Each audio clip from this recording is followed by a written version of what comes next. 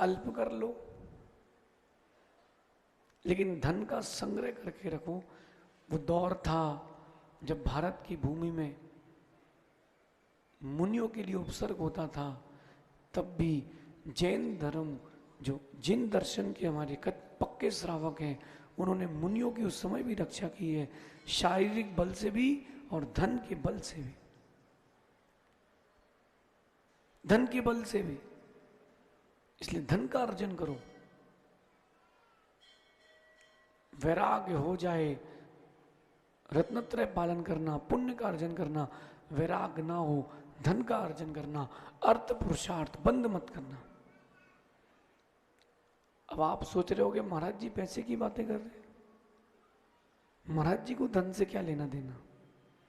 देखो मुझे कुछ नहीं लेना देना, कितनी पैसा हो मुझे क्या करना, ना जेब है ना अकाउंट है, ना हमारी कोई ट्रस्ट है, ना हमारा कोई प्रोजेक्ट है।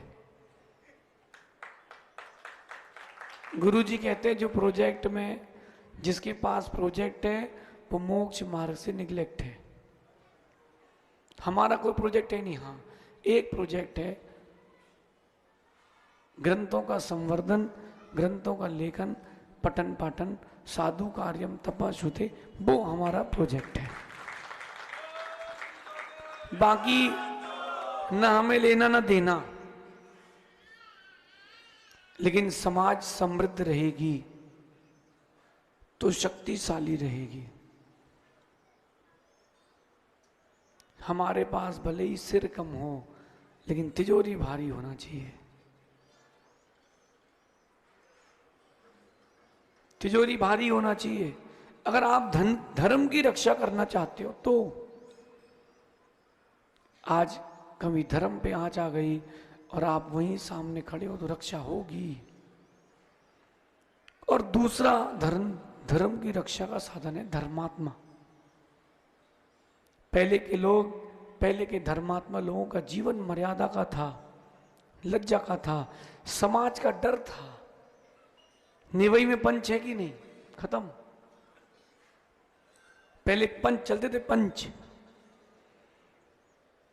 पंचों ने जो बोल दिया वो मान्य है। कभी किसी धर्मात्मा का केस कोर्ट में नहीं जाता था, जैन का जाता ही नहीं था। जैन गवाही देने जाता था कि इसको छोड़ दो, छूट गया। जैन ने गवाही दे दी, मतलब सही कह रहे।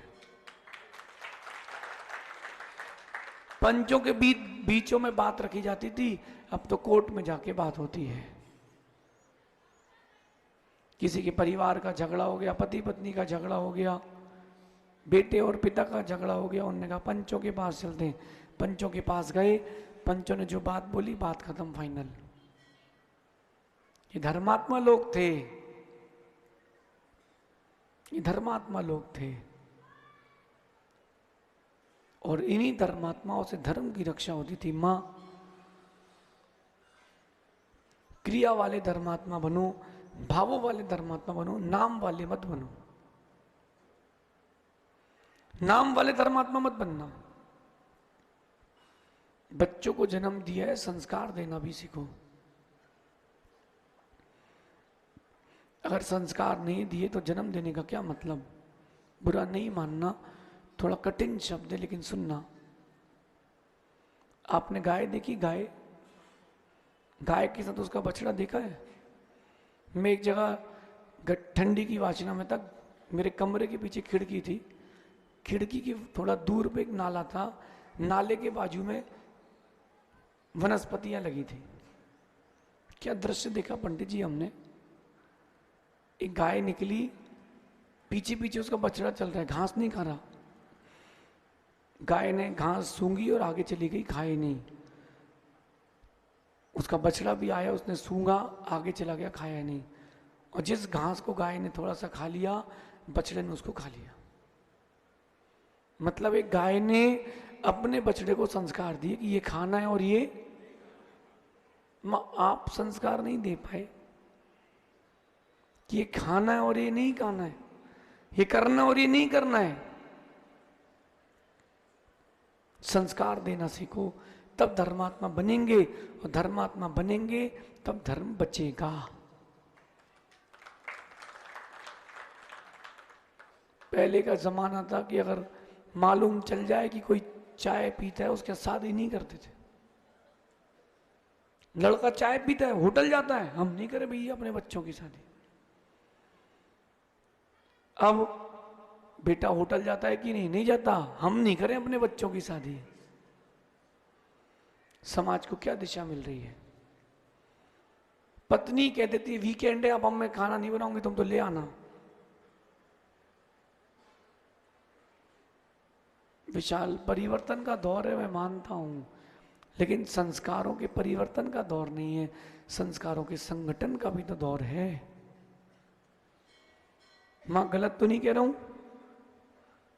मेरा बेटा बाहर पढ़ता है, मेरी बेटी बाहर पढ़ती है, मेरी बेटी जॉब करती है, मेरा बेटा यूएस गया है। इस स्टेटस में मत मर जाना। ये बताओ तुम्हारे बच्चों में संस्कार कितने हैं? धोखे में मत रहना। आप बोलते बेटा बाहर जाके कुछ गड़बड़ नहीं करना, नहीं नहीं मम्मी मैं कुछ नहीं करूंगी, नहीं नहीं पापा मैं कुछ नहीं करूंगा। बाहर जाके फिर गड़बड़ हो जाता है, फिर समाज की आप नाक कटाते हो। कम से कम आप समझदार बन जाएं। अपने बच्चों की रक्षा करना, ध्यान रखना, हमारा एक एक बच्चा जिन शासन है।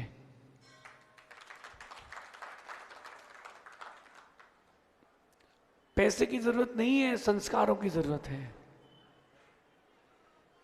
और मां, मैं नहीं मानता कि बच्चे बिगड़े हैं, मैं मानता हूं कि माता पिता लापरवाह है।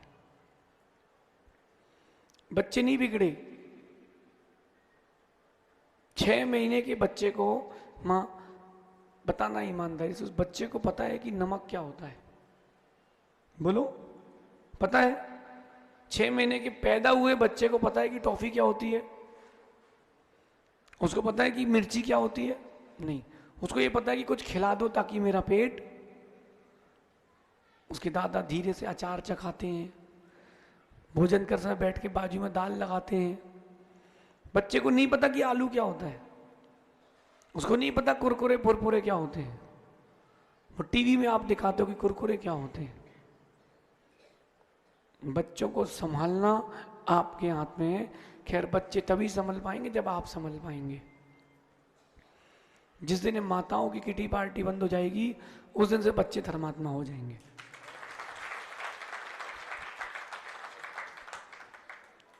आजकल नया आ गया पजामा पार्टी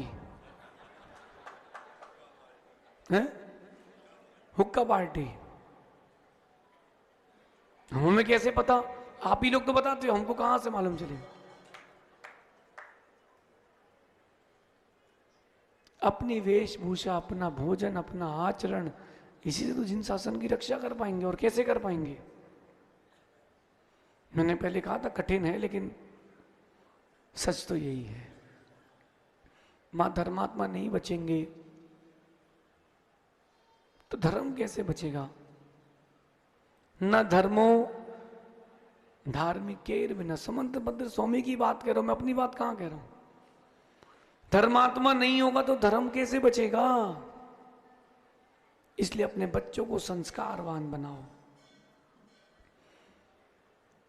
एक मां मुझसे कल कह रही थी, महाराज जी हमारे बेटे को बोल देना कि वो कम से कम मंदिर तो चला जाया करे। मां, मंदिर चला जाया करे मतलब मंदिर जाने के लिए फोर्स कर रहा है? वो क्या खाता होगा, कैसा जीवन जीता होगा?